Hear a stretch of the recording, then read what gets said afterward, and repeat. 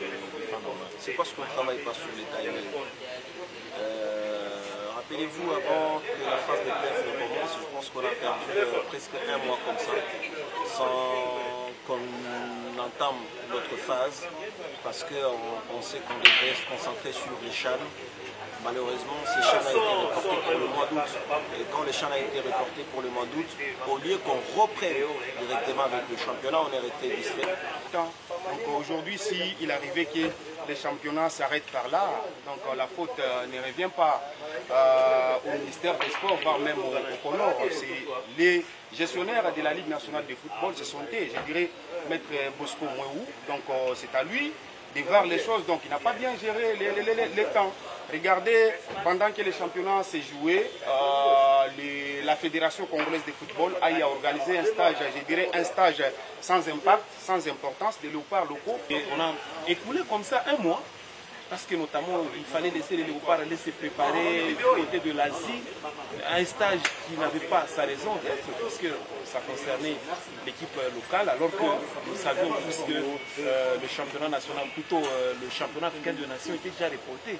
Donc c'était inutile d'organiser ce stage. Et donc on a perdu beaucoup de temps comme ça, comme on les a perdus les années passées, alors qu'il y avait un comité exécutif au niveau de la fédération.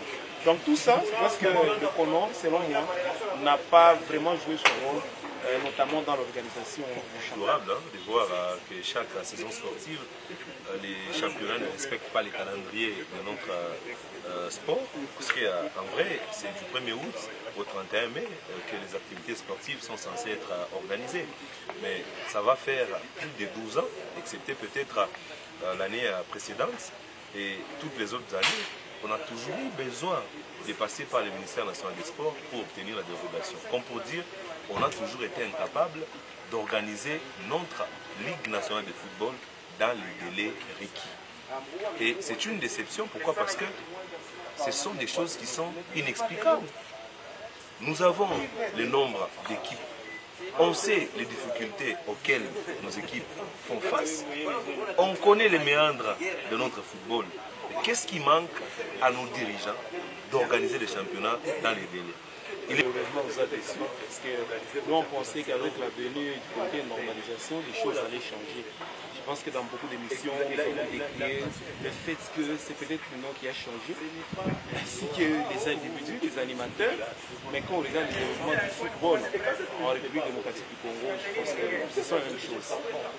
Ce que nous avons décrit les années passées, on les voit, on les vit même actuellement. Il faut maintenant faire allusion au règlement.